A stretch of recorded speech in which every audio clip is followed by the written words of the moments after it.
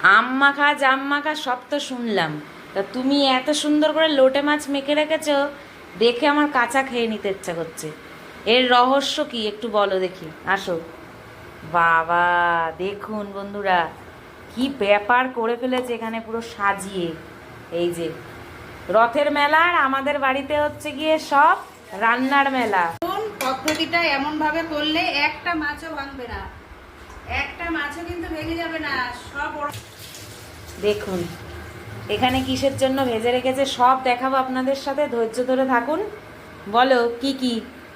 প্রতিদিন তো খাওয়ার সময় মা এটা খুব টেস্টি হয়েছে, এটা ফাটাফাটি হয়েছে, তাই রহস্য তো কেউ জানতে চাও না, রান্নাঘরে যে থাকে সেই রহস্য ভেদ করতে পারে। আর এই রান্না করার জন্য সকাল থেকে অক্লান্ত পরিশ্রম করলে তবে গিয়ে দুপুরের খাওয়াটা ভালো হয়। আর খাওয়া যদি ভালো হয়, পেট যদি শান্তি থাকে, মাথা সুস্থ থাকে, তার জন্যই এই এত কিছু আয়োজন। কার কি কি পছন্দ সবই আমাকেই খেয়াল রাখতে হবে, কেউ তো খেয়াল রাখবে না, কারণ রান্নাঘরে আমিই থাকি।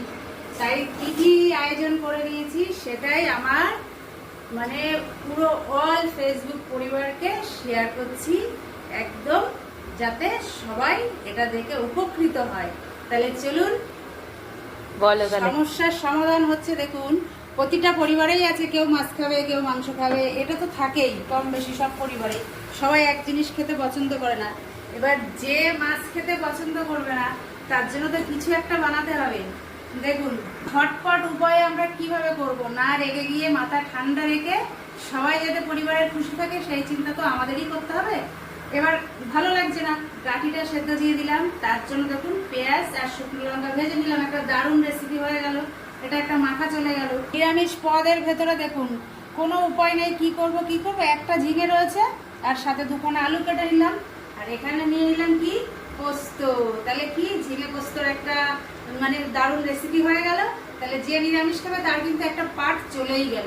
এইবার যারা মাছ খাবে, এই যে একজন খাবে পুরো লোটে মাছের রসা, আর আরেকজন খাবে লোটে মাছ পুরো গুঁড়ো।